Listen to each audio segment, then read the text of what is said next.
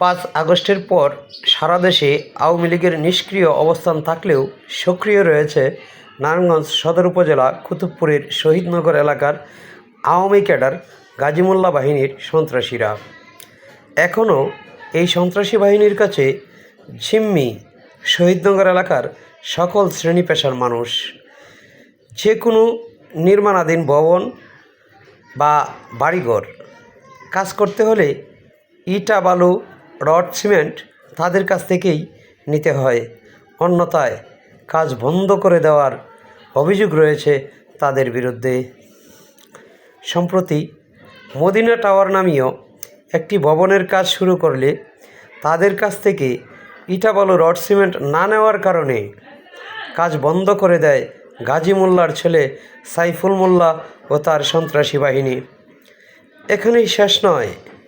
4 নং ওয়ার্ড বিএনপির সাংগঠনিক সম্পাদক খন্দকার ফারুক মদিনা টাওয়ারের নির্মাণ সামগ্রী বিক্রি করতে চাইলে গাজী মোল্লা ও তার সন্ত্রাসী বাহিনী ফারুককে বিভিন্ন রকমের ভয়ভীতি প্রদর্শন সহ ফতুল্লা মডেল থানায় তার বিরুদ্ধে 15 লক্ষ টাকা চাঁদাবাজির মিথ্যা অভিযোগ দায়ের করে হয়রানির চেষ্টা করে।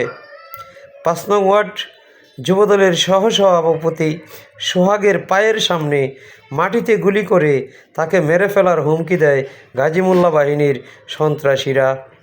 বিষয়টি নিয়ে মদিনা টাওয়ারের চেয়ারম্যান সেন্টু ও কদ্দুস এর সাথে কথা হলে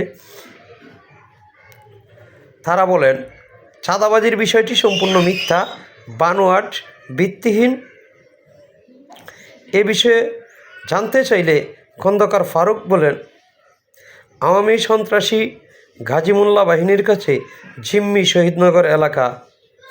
আমি মদিনা টাওয়ারের চেয়ারম্যানের কাছে মালামাল বিক্রি করতে চাওয়ায় এই আওয়ামী সন্ত্রাসীরা আমার বিরুদ্ধে 15 লক্ষ টাকা চাঁদাবাজির মিথ্যা অভিযোগ দায়ের করে আমাকে হয়রানির চেষ্টা করেছে। আমি এর তীব্র নিন্দা ও প্রতিবাদ জানাই।